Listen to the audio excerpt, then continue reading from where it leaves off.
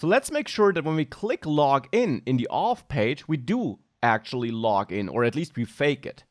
So in the auth.js file in user pages, I will import use context.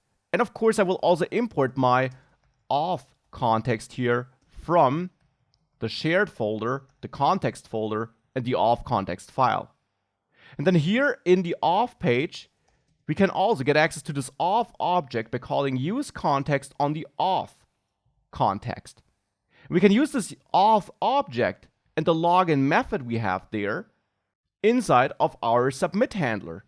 There, besides logging what the user entered, I will call auth login like this. And this should already update the context and the data managed there, and therefore also the user interface. So if I enter some valid data here so that the login button gets enabled, you see that changed here in the navigation. Now, of course, it would also be nice to then redirect the user, though. It would be nice to then leave this page. And a very elegant way of doing that is that we go to the app.js file where we set up all the routes, and we simply set up different routes for the logged in and the not logged in state. And we set up different redirections as well, which makes sure that when the state switches, we get redirected. So for that here in app.js, I will add a new variable, routes. And now we can check if is logged in, which is a state we're managing in app.js, if that is true. If it is true, I'll set routes to a specific set of routes. If it is not true, so in the else case, routes will be a different set of routes. So let's maybe start with the routes that are relevant if we're not logged in, so in the else block. There, I want to bring my root route. So let's copy that here. And I also want to bring my user ID places route, because we can view places of a user even if we are not logged in. And we're already getting an error here. Multiple root level JSX elements next to each other, never a great idea. So let's use React fragment to wrap them. And let's continue adding routes now. So we have the root route, we have user ID places.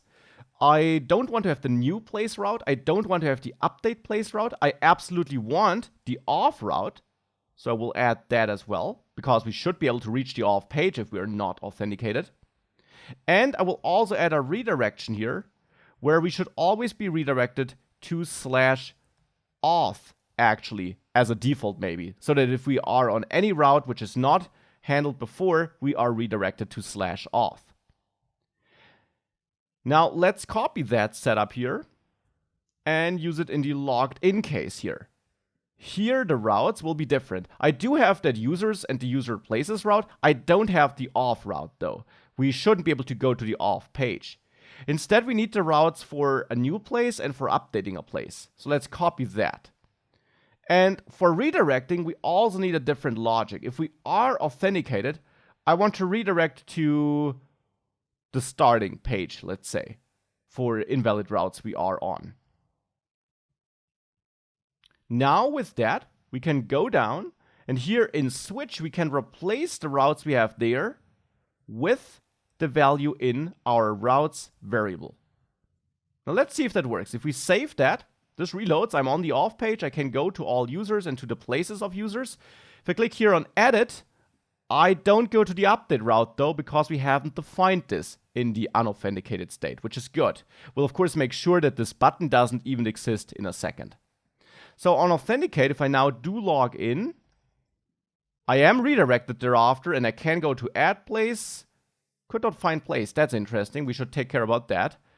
And I can go to my places and to the update place page, and that's all working. Now, what's causing this could not find place thing here? Let's have a look. And the problem probably is that I have this route here, where I look for a place ID, and as I said, new is interpreted as such. And actually the switch statement is not working correctly here.